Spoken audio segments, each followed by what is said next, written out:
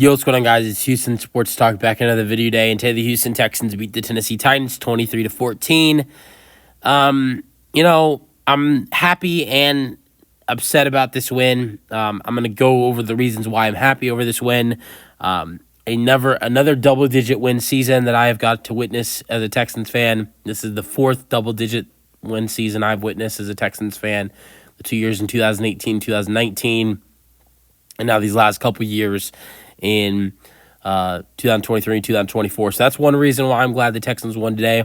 Another thing I will say is that I'm glad that Nico Collins got his 1,000-yard season. It's really impressive that he was able to still get 1,000 receiving yards, even though he had a pretty big IR stint this season that caused him to miss. I think it was almost 6 games. It was like 5 or 6 games. So congratulations to Nico. He even got a touchdown in this one. So I'm glad about that. I'm also glad that the offense was able to come out early, score a touchdown, and feel good about themselves going into the playoffs after what happened last week.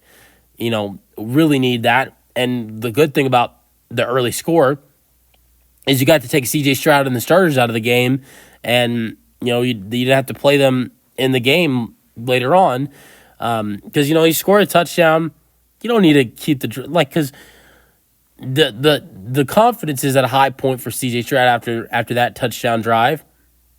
You don't want to put him out back, on the field. Maybe he throws an interception. Then maybe the confidence is right back low. So that's a perfect time to take him out. First drive touchdown. I mean, he could have been in the game much longer. I mean, you could have had a couple 3-and-out drives. Who knows if they would have taken him out if it was only a field goal drive for this Texans team. But that's just what ifs, because the Texans were able to start off their drive with a 11-play, 69-yard touchdown drive, which is great. So that's another real big positive. But my main negative of this whole thing is, look, I never want to see the Texans lose, but a part of me did want to see the Texans lose today, just because you never want to see, your division rival get the number 1 overall pick, and a big reason being that is because of your win. Now, it's hard to throw a win. It's hard to throw a game away. These guys are playing for their careers, especially the backups that are coming in late in the game, like Davis Mills, Dameon Pierce. These guys are fighting for their jobs. Davis Mills, I wouldn't say he's fighting for playing time because we have C.J. Stroud, but he's trying to show other teams what he's got. Dameon Pierce is still trying to show the Texans what he's got. He definitely did a good job of doing that today. And other guys on this team. So it's hard to lose a game on purpose when you're doing that, but it still sucks to hand a division rival number 1 overall pick. And now they can get whatever they want. If it's a quarterback that they want, they can go and get Shedeur Sanders or Cam Ward. I always say, I think to the Tennessee Titans, their one missing piece is quarterback. I think they're really set at the running back position with Pollard and Spears. They got I think they're talented at the wide receiver position with Calvin Ridley and Nick Westbrook-Akina. Chiga Kwanko at tight end. Offensive line is improving. The defense is not great, but it continues to improve. I think you have a good head coach in Brian Callahan. I know it was a rough first season for Brian Callahan, but this is a guy who I think has good potential, a guy who's had a lot of success with the Bengals and Joe Burrow and those guys. So I think this team, the only thing they're really missing is the right quarterback, and that's something they didn't have this year. You add in a Cam Ward, you add in Shedeur Sanders, this team becomes more dangerous, and this is a team you have to face twice a year, and obviously that's for the near future because they're in our division. Or you know what? Maybe they draft Travis Hunter, and then Derek Stingley Jr. and Kamari Lassiter have to deal with Calvin Ridley and Travis Hunter, which is a nightmare if you ask me.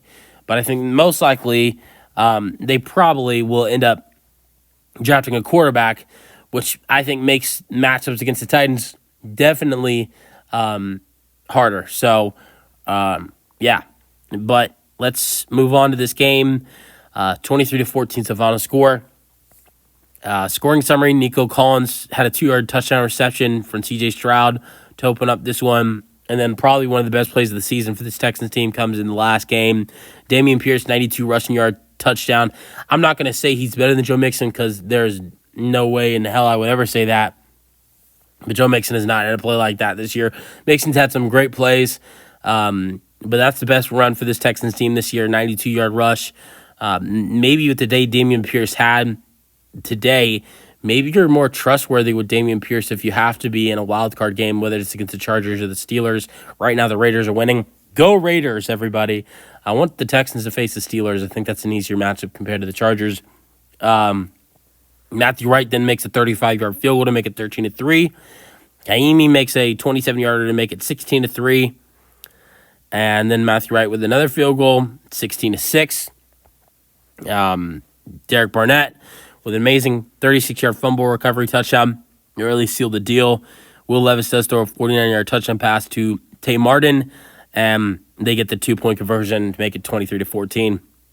Davis Mills threw 12 for 22, 128 passing yards, played the entirety of this game besides the first drive, which was a 69-yard drive led by C.J. Stroud. Will Levis threw 9 for 17, 175 passing yards, just like the Texans. He split time with backup or part-time starter Mason Rudolph. Levis did throw the only touchdown. Dameon Pierce was the best player on the field for both teams. 19 carries, 176 rushing yards, and a touchdown. Tony Pollard had 22 carries, 62 rushing yards, and did come short of the rushing yards he needed for his incentives to get money. Robert Woods had 2 receptions for 39 receiving yards, and Calvin Ridley had 3 receptions for 76 receiving yards. Let's go over some other stats real quick. C.J. Stroud was perfect, 6 for 6 with 50 passing yards and a touchdown. Mason Rudolph didn't look too bad, 7 for 9, 70 passing yards. Joe Mixon had 5 carries and 23 rushing yards in his drive. Davis Mills ran for 11 yards. And then Nico Collins had 5 receptions for 38 receiving yards and a touchdown. The Texans got him his 1,000-yard season. Dalton in his 1 or 2 drives had 3 receptions for 29 receiving yards. Darion Gabalaway had 2 receptions for 26 receiving yards. Deontay Johnson had 2 receptions for 12 receiving yards, 4 targets in his first game as a Texan. Fumbles, there was a couple of fumbles in this game. Will Levis lost a fumble, and that was the touchdown for the